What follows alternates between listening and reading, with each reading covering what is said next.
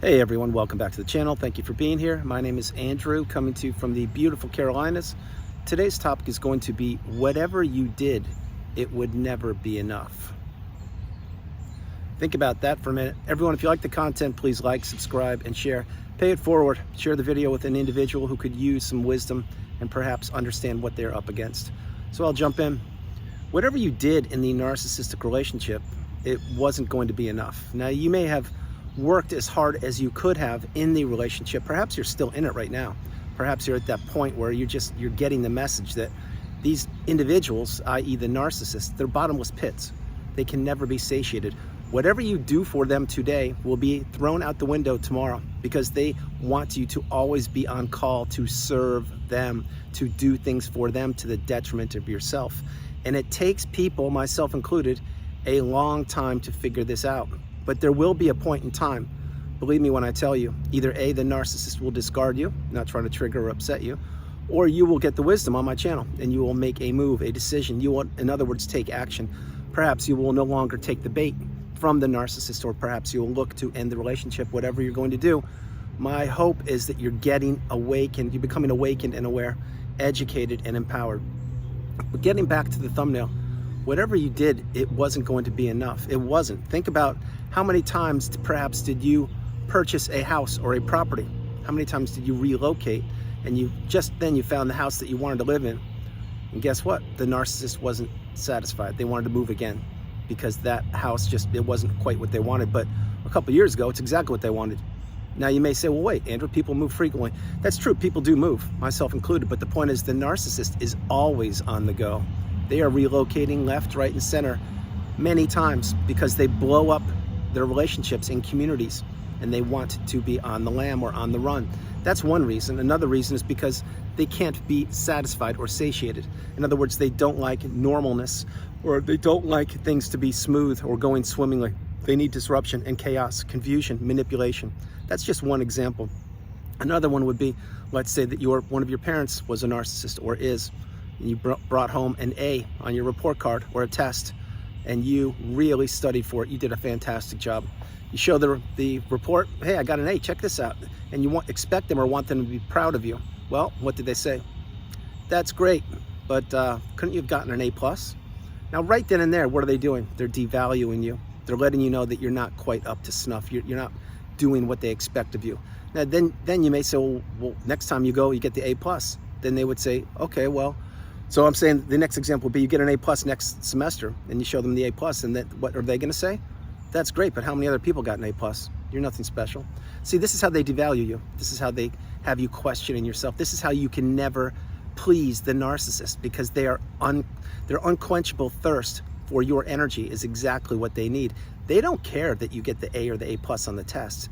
They care about crushing you when you present that test to them. Get the message. It's the same thing with sports. Let's say you were a member on a sports team. Let's say it's soccer as an example. Okay, well, you scored a bunch of goals during the season. Maybe you're the MVP. Fantastic work, that's great. Well, was the narcissist attending your events? Probably not, but let's say they did. Why did they attend the event? To watch you play? No way. It was to get supply from other people in the bleachers. Or what they would do is they would sit there and say, yes, that's my son, that's my daughter. They're the best player on the team. And they would be pumping you up to everybody left, right, and center, being very proud of you and your accomplishments on the field. But then when the game was over and they jumped in the car, they would be saying things like, yeah, you did okay, you scored 3 goals, hat trick, but you probably should have had the 4th one in the 83rd minute. And you're like, what are you talking about? That's the only hat trick that's been scored all year. These are how the things will never be enough for the narcissist. No matter what you did, it would never be enough. Think about it. Say school. Let's say that you went to college or university and you wanted to become a certain you want to be a member in a certain occupation. Okay, well, you went to school for that purpose. But what did the narcissist say many times? They said, why are you doing that? You're never going to make any money. You're not going to amount to anything. There are too many people in that field. You're not going to be able to survive. And then what did they do? They try to diminish your accomplishments. Many times the narcissist sincerely does not want you to graduate high school, university, whatever school you want to. They try to disrupt that energy. Drop comments below, veterans in the community, and help the newbies out, because People need to understand when you're in a toxic narcissistic relationship, many things are happening. One thing is the narcissist is trying to have you not achieve your goals. Number two, they don't want you to improve your life. Number three, they want to keep you stuck. Number four, they want you doubting your abilities. They don't want you to pass the tests. They don't want you to enjoy a beautiful, abundant life. They sincerely don't. Now you may say to yourself, well, who would do that? A narcissist would do that. Somebody who doesn't want to do the work, someone who doesn't want to study for the exams and take the tests and pass and become a upstanding citizen on the planet. What they want to do, as an example, is maybe cheat their way through the exams. Maybe they actually did study. Maybe they studied as hard as you did, who knows? But what I'm saying is they're doing it for the wrong reasons. They're doing it for the money, the accolades, the attention, the supply. That is what they're doing it for. You probably did it because it's a passion. It's a way to enhance your life and to help the planet, whatever your occupation is and or was. See, there are two different sides to everything here. There are many sides, but the narcissist doesn't want you to be better than them. Think about this one. Many times people will put the narcissist, let's say they meet the narcissist in school.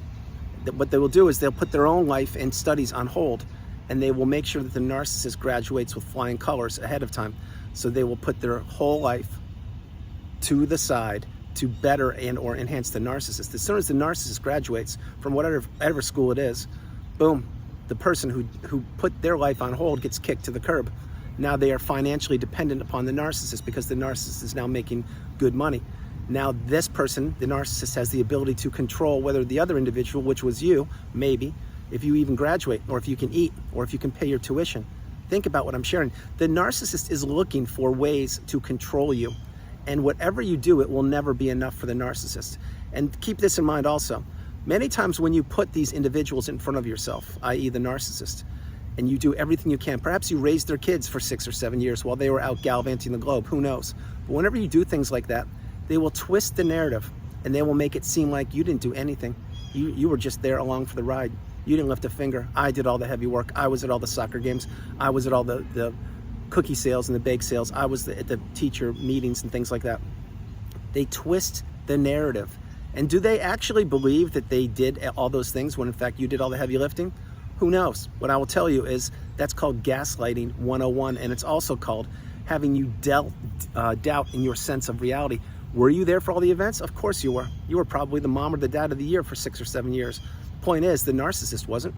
They were just acting like they cared about the kids. They were just acting like they were present when they were off gallivanting the globe. Yeah, I've said that twice on purpose. Point being is whatever you did, it would never be enough for the narcissist. It's the same thing with your hair or your attire, your clothes. Let's say that you just bought some new clothes that you're very proud of and you worked really hard to get the money to do so, and you cut your hair a certain style. Well, then you see the narcissist and you haven't seen them in a couple days or a while, and they say, oh, wow, you changed your look. What's going on there?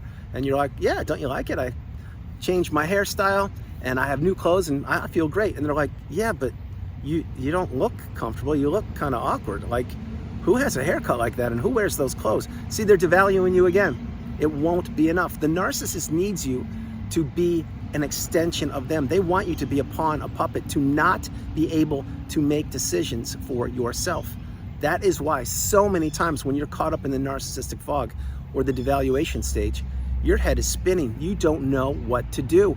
If you go left, they're going to want you to go right. If you say up, they're going to say down. Now keep this in mind. Really pay attention to this pro tip I'm going to share with you. They're devaluing you the whole time. You would never be enough. You couldn't be enough for their hollow, empty shell, i.e. the narcissist, their core. But the whole time when you're saying things to them, like example, telling them what's going on or educating them or teaching them something or showing them a hobby or a passion or something, they will just hang around with you for a little period of time. They will understand what you are doing and they will become piqued. Their interest will become piqued and they'll be wanting to do whatever you do. Let's say it's, as an example, let's say it is surfing. Just as an example, you're a great surfer, you teach them how to surf.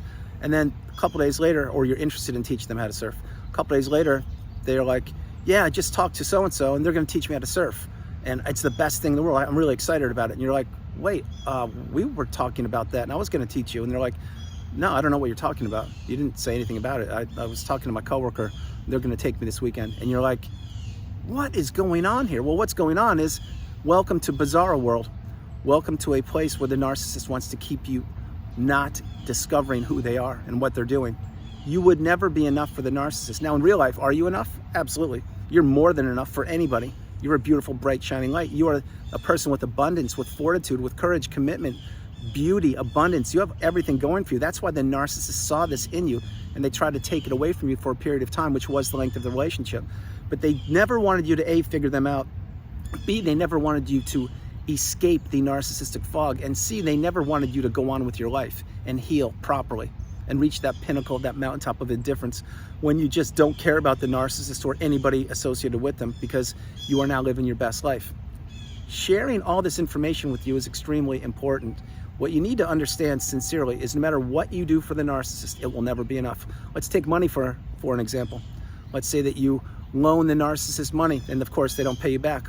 Well, they expect what? They expect your money because they love your money more than their money, and they want to use your money because they're squirreling away their money. But when you loan them money, that gets escalated also. Let's say you start off loaning them a couple $100s, which is a lot of money, and then they realize that, hey, you have some pretty deep pockets. Now they ask you for, say, $500. Okay, you loan it, and then that goes to $1,000, and then they guilt you or blame you or play the victim to get more money out of you. And eventually what happens? Something's got to give there. Either you're going to run out of money or you're going to wise up and not give them and or loan them money any longer, which is what you should do. Or B, they're going to keep on chipping away at your bank account. Before you know it, you're not going to have any money. They're going to have all your money, and then they're going to say, bye. Get my point? The narcissist knows what they're extracting from each and every individual. For some people, it is money. For other individuals, it's empathy. For other individuals, it's weaponizing love. For other individuals, it's time. For other individuals, it's status. For other individuals, it is just the ability to be there, to be a sounding board. There are so many nuances to these narcissistic relationships, and they are all similar yet different. The point being, whatever you did for the narcissist in the past, it would never be enough.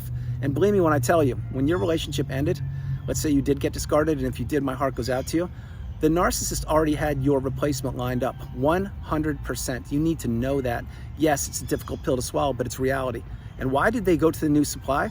Because they most likely blamed you as being the person who did not do what you should have done in the relationship, when actually you did everything to a T. You did more for them than anyone has ever done for them or will do. But the point is, they used you as a springboard to jump over to the new supply. In other words, they dumped all of their negative rhetoric on you to the new supply. And the new supply acts like, oh my gosh, they're going to be the white knight in shining armor and rescue this person, i.e. the narcissist, which is similar to how you fell for the narcissist most likely. They probably came at you with a song and a dance, how their first husband or wife wasn't around for the kids, or they weren't available, or all the nonsense that the narcissist says. And then what did you say? Hey, okay, I can get in this relationship. I can definitely improve your lifestyle, and I can learn and grow with you, and we can build a family together, things like that. And then when all your resources became depleted, your health, your emotions, your spirit, your energy, your social circle, your status, your money, everything, when that became depleted, believe me when I tell you, the new supply was waiting in the wings, all ready to take your place. And what was happening then? Well, then you got crumbled up like a sheet of paper and thrown away in the freeway. And you had to put yourself back together, and here you are, which is a great thing. But the point is, the new supply, let's just say this as an example, they will never be enough either. Because whether they know it or not, they are just being used, abused, and manipulated for a period of time until their resources become depleted, or until they figure it out themselves and then they remove themselves from the narcissistic relationship. These relationships are built on smoke and mirrors. There's no substance to them whatsoever. If you have identified that you're in a toxic, one-sided relationship that perhaps could be a narcissistic relationship, I would run for the hills. I really, sincerely would if you can. If you can't, continue to become educated and understand if you're getting what you deserve out of that relationship. Is it benefiting you, or are you just being a servant or a pawn or a puppet to this person? Is this person actually talking to you, or are they talking at you, or are they talking with you? Are they on their smartphones or paying attention to you? Are their actions matching their words? Are they actually showing empathy, maybe shedding a legitimate tear every now and again? Or are they just robotic, like a clone from a alien spaceship landed, and they just show no emotion, and you see the pitch blackness of the pupils, and you see them smirk, and you see them not do what they say they're going to do, and they watch you, so you watch them devalue you day after day, week after week, month after month, If that's the case, I sincerely suggest you understand more about what you're up against and how to remove yourself from the relationship. Remember, whatever you did in the relationship, it wouldn't be enough. It couldn't be enough. And many times the narcissist will pick on anything they can to get your reaction, to get you to bite, to get you to defend yourself, to get you to explain yourself, to get you to not believe in yourself. And this is how they get the supply from you. They love having you answer to them. They love having you doubt yourself. They love having you prove yourself to them. When you get the message that going no contact, blocking the narcissist, removing all people and flying monkeys associated with them is the path, when you get that message, believe me when I tell you, you will have better nights of sleep, your health will return, you will feel more energized, you will have more time for yourself, you'll have less drama in your life, and you will begin living your best life. Guys, that's the video. I hope you liked it. I loved doing it from the beautiful Carolinas. This is Andrew. Namaste. Have a great afternoon, evening, or morning. I love you all. God bless you. I'll talk to you tomorrow. All right, bye.